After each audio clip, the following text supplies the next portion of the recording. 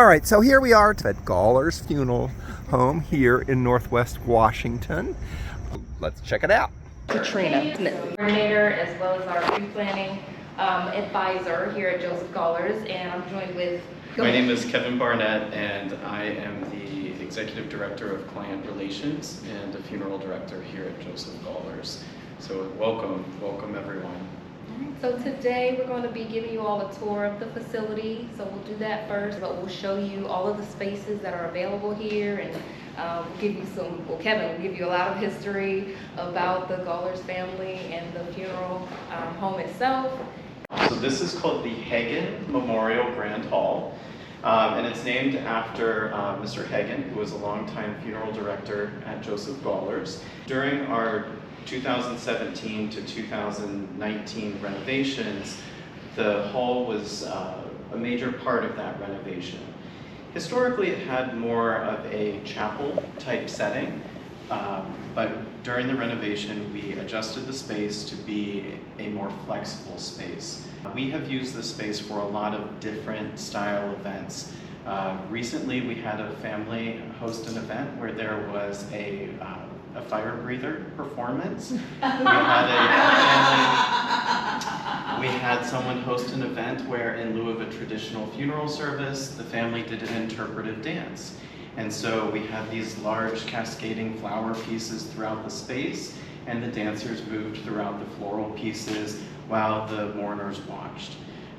In addition to that, we can also host more traditional events with perhaps a clergy or a celebrant, but this is a very flexible space for that. We've also hosted private events outside of funerals within this space since the renovation.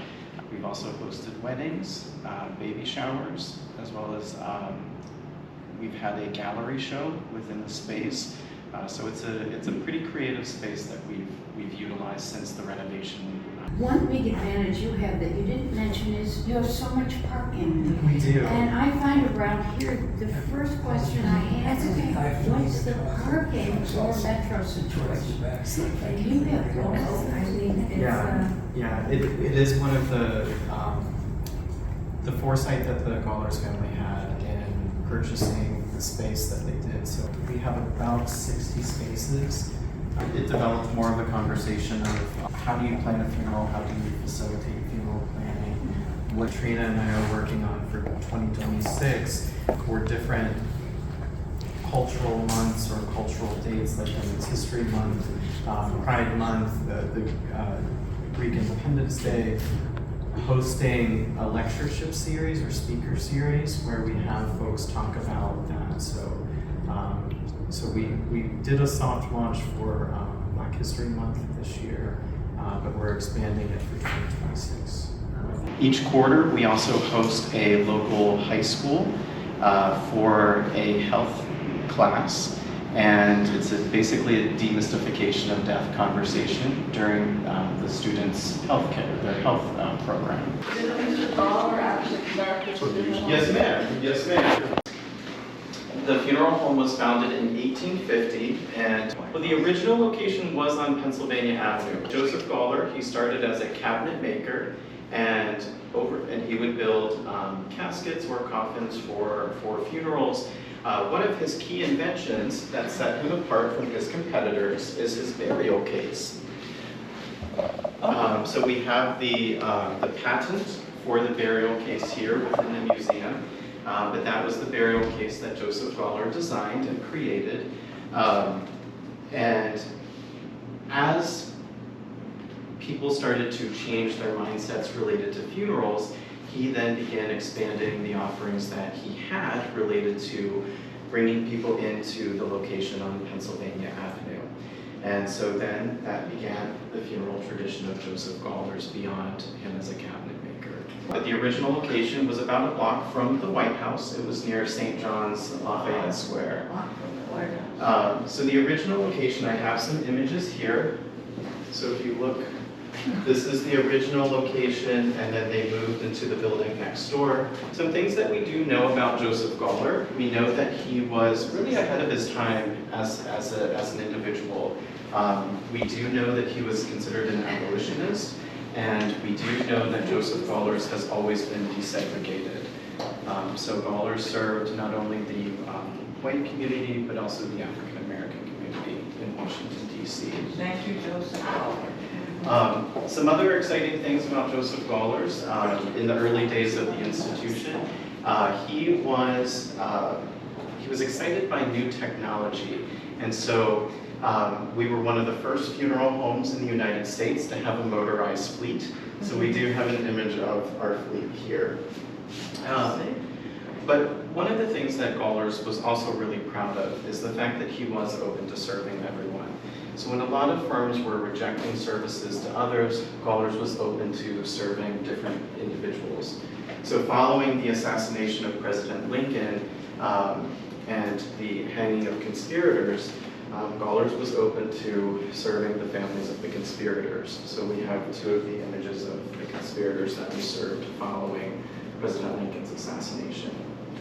But you didn't handle Lincoln. We did not handle President Lincoln, but that's a great segue. Over the course of our heritage, we have served 9 different presidents and about 14 presidential families, so extended members of presidential families, from spouses, children, parents, parents-in-laws, things like that. So in a lot of circumstances with notable individuals, they may have a service in their home state, but then they may have a portion of services here in Washington, D.C. So in those circumstances, oftentimes we will work with supporting the Washington, D.C. side of things. So. And that reception room is very nice. Just watch. We're going to start over this. How you all. So is that something that's sort of new now? Is this a kind of a change in Yes, the sir. way Yes, sir. celebrations are done? Indeed, indeed. So as more and more families become less religious, or I'll use the phrase the baby boomer generation in particular has begun to want to be more creative with the types of events that they have. So, of course, we can still work with any clergy or any church and have the traditional services, or have a traditional mass, or something at a synagogue, or at working with an imam, and any of those different things.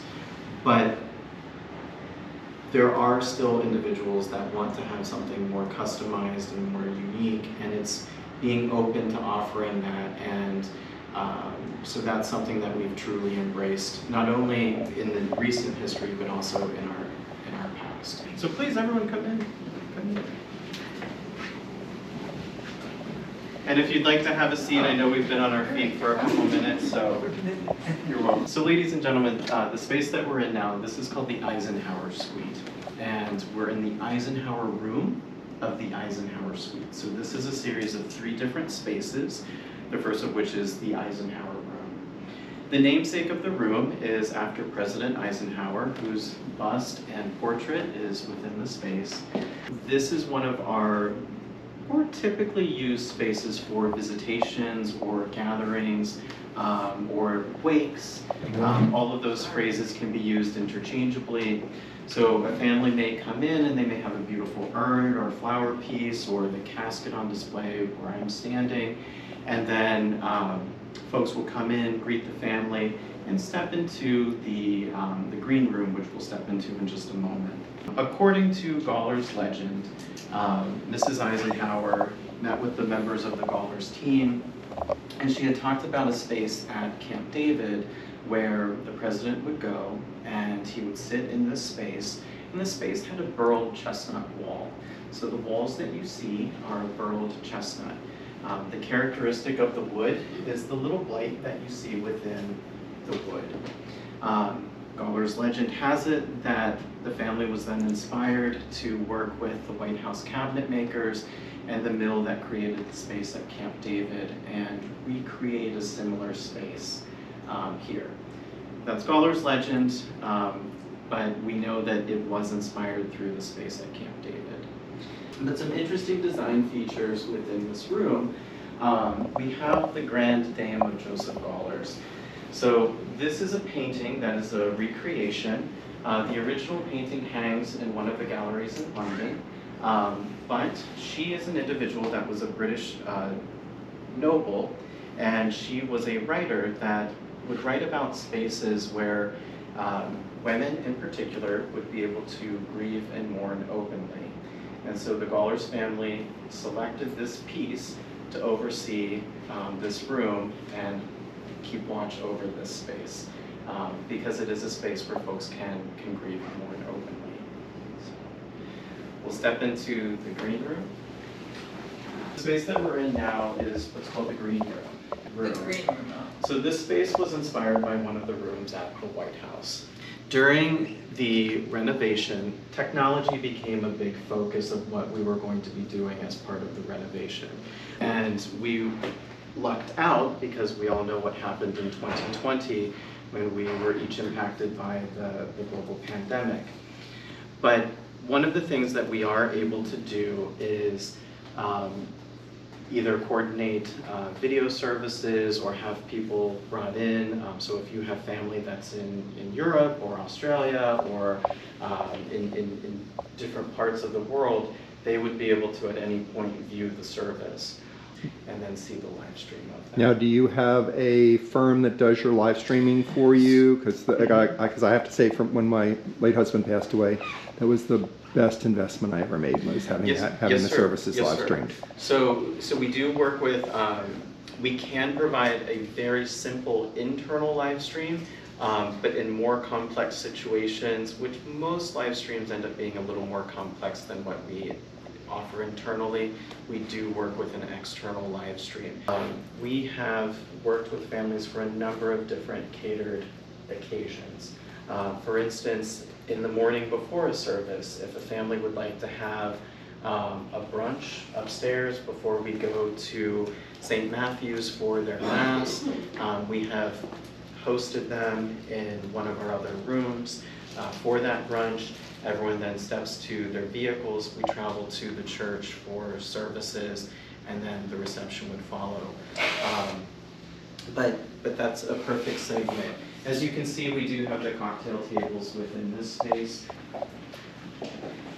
I didn't notice, and then when he mentioned the live stream, I was like, oh, that's a TV. So the room that we're in now, this is called the Blue Room. The Blue Room was, of course, inspired by the Blue Room at the White House. During the renovation, we did bring in the bar that you see here. As we've mentioned, and when we were in the green room talking, catering has become a common part of funerals and services over the last couple decades. And so if a family wants during a visitation or a wake to have coffee, tea, soda, wine, beer, cocktails, signature cocktails, we do have the bar space for that. This room was inspired by one of the bars at the Willard Hotel. And the artwork that you see, yes indeed, these are services that Gawlers helped facilitate over our heritage. So there's a number of different individuals, from Supreme Court justices, presidents, members of the athletic community, members of the performing arts community. So some of the newest paintings that we've added within recent history. Ethel Kennedy, President James Carter, and then of course Secretary Togo West. Those are the three newest. Wow. The last space that we're entering, this is the Red Room. So it is the expansion of the Sequoia Room and the Kennedy Suite. The Red Room is a more traditional visitation space, similar to the Eisenhower Room, but it is where, if a family did decide to utilize the Kennedy Suite, and they have their bar, they have their food and friends gathering in here, they would still be able to pay respects to the urn or the casket, which would be on display in this space. We have had small events and services take place where we removed some of the furniture and created a more chapel-like setting. But for the most part, this space is just associated with hosting a visitation or a wake prior to a service. So there's no true access to this without No true coming access- through. Correct. So, correct. so you'd No have to come true- through one of those other rooms to Yes, come sir. to this. So there is the butler's pantry. So this is actually a little pantry that connects the blue room and the red room. So for the event tonight, because it is a slight speakeasy theme, guests will actually be led through this room and brought in. On the third floor, which we won't go to today, but on the third floor there are the crown molding and wainscoting is in certain rooms of the third floor was salvaged from the original location on Pennsylvania Avenue. So there are still some pieces that came from the Pennsylvania Avenue location. So is there any body preparation done in this building, or is that Yes, done sir. elsewhere? Yes, sir. So we have, during our renovation, we actually had a new embalming surgical suite. The original suite was updated, but that was done during the renovation. And we also have refrigeration, which is able to house individuals until their services, or it's all on the lowest level. What's on the third floor? The third floor, we have 2 arrangement rooms. We also have a casket selection room and a room associated with selecting things for cremation. So urns, cremation caskets. It's the sales rooms. They're more associated with sales.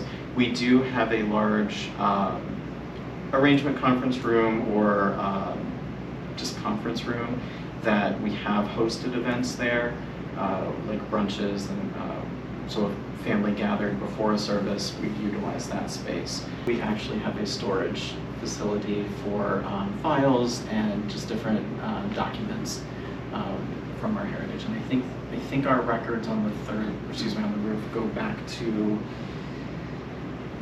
1905. It's either 1905 or 1915.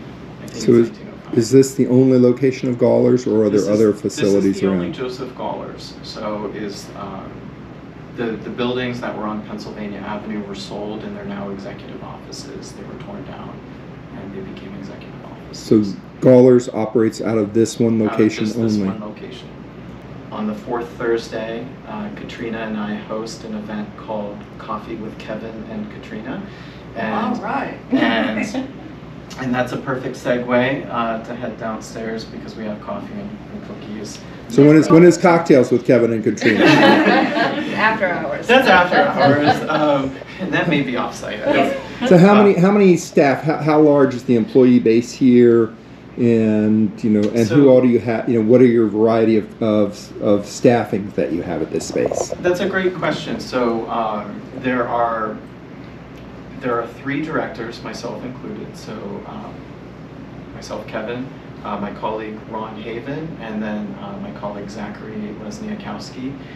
The 3 of us meet with all of the families that Joseph Gawler serves throughout the year. And then we have our president, whose name is Patrick McCoy. Zachary and I have a fairly equal role. Zach oversees direct operations day-to-day for our support staff, and then I oversee client relations, so events like this. Katrina is our partnerships with the different churches, different community groups within metropolitan Washington, D.C. And we do have a new director. He will be starting on September 2nd. His name is Alex. He's coming to us from Manhattan.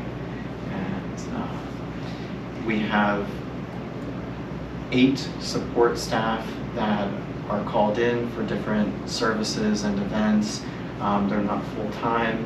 And then we have an office manager who oversees our accounts payable or accounts receivable, paying our bills to keep the lights on, paying our taxes.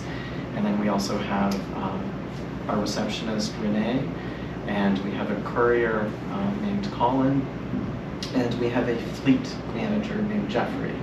And so Jeffrey oversees all of our vehicles. proudly, we have one of the largest fleets out of any funeral home in the United States.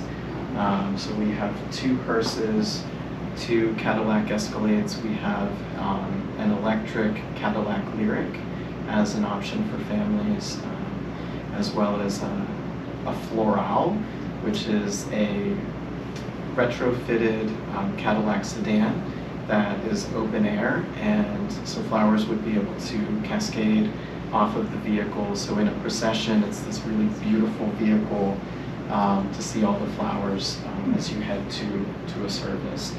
And then we have a small Cadillac SUV for small deliveries, if we need to pick up clergy, things like that. And then also we have it's really good. And you must have those housed off site because Yep, that's all down. they're all here. They're all here. They're all here. Nice. So By the window when I came in. Did you say only 2 hearses? we have 2 hearses, yes. Huh. So 2 hearses. And how is Gawlers organized? Is it a privately owned, or is Yes, it sir. owned by a corporation, or? So Joseph Gawlers is part of the Dignity Network of funeral home cemeteries and crematories. So we have affiliate locations all across the United States, Canada, Puerto Rico, Hawaii. The parent company of Joseph Gawlers is called Service Corporation International. We were one of the first major acquisitions of Service Corporation in their early days. The Gawlers family did sell to the founding individual of Service Corporation in the late 70s, if memory serves me. So is there any Gawlers left? Is there a real Gawler human being left? There are still, that's a great question. There are still Gawlers in the Washington, D.C. area. Do they have lifetime benefits here? I believe there's one that still has a residence in Georgetown, but the majority of the family actually moved further to the Midwest. We hosted about 40 members of the Gawlers family during the open house following the renovation. They traveled into the area and we hosted them for a brunch before the open house that was for the public. And it was neat because that morning I was able to meet, he was a gangly teen who was probably about 14, 15 years old. And I believe he was the 5th generation Joe. He went by Joe Gawler, which was kind of neat. Yeah. It was kind of neat, and he didn't know really the extent of his family's legacy, and so it was really cool for him to see. So since you're part of Dignity, so if you had services here in Washington and then an internment elsewhere in the country, you can handle that. Exactly. Dignity of almost everything, right? So yes, sir, that's a great question. And even if you facilitate a pre-arrangement through Joseph Gawlers, but say you move to California or if you move to Ohio, one of our affiliate locations would be able to directly pull the pre-arrangement that you have through Gawlers and facilitate the arrangements across the United States. So that's one of the major benefits of our network. Please join us for a pre-planning discussion here at Joseph Gawlers on another episode. Until next time.